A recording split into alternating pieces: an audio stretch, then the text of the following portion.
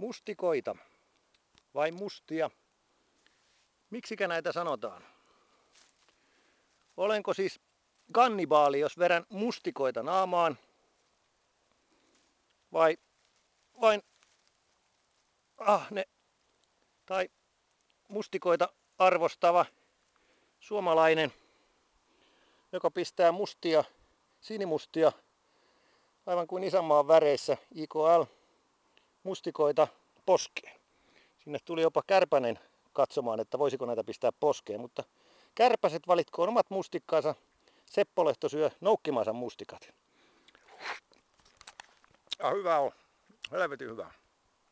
Kysymys kuuluu,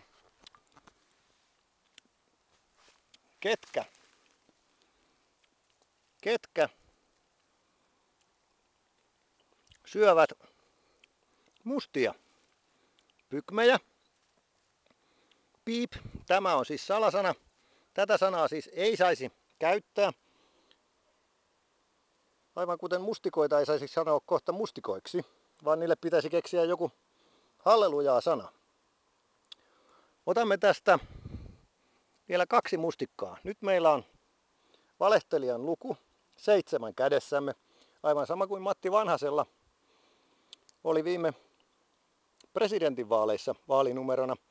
Eli valehtelija Matti Vanhanen. Nyt heitämme tämän valehtelijan luvunkin kitusiin. No, hyvin uppoo.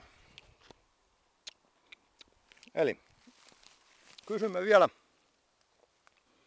Seppo Lehto ja me muut suomalaiset voimme tällä hetteiköissä kierrellä ja napsia mustikoita poskeen, mutta annamme viikon vinkin, kuka pistää Afrikassa poskeen apinoita, vuoristokorilloita ja pygmejä.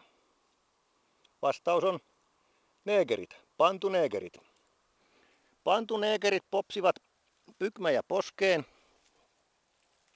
Siitä on YK:n ihmisoikeuskomissiokin antanut huomautuksen Kongossa, että kun ne vaalita ihmisoikeuksia, vaan annetaan pantuneegereiden pistää pantupygmejä poskeen. Heillä on sama kieli, mutta pantuneegerit pitävät niitä ruokana, kun ovat alle 160 senttisiä. Eli varokaa siis Suomen kääpiöt ja muut, kun tänne saapuu Kongosta kannibaalineekereitä, niin voitte päätyä aivan kuin nämä mustikat tänne suuhun. No.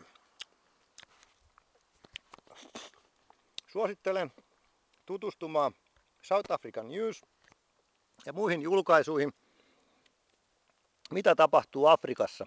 Ettemme usko kaikkea, mitä meidän maahanmuuttoministeri Astrid Thors tai muut hölmöläiset, kuten Johanna Suuripää, valtionsyyttäjä Mika Ilman, Turun hovioikeus, Tampereen käräjäoikeus tai syyttäjälaitoksessa halutaan uskoa neegereistä.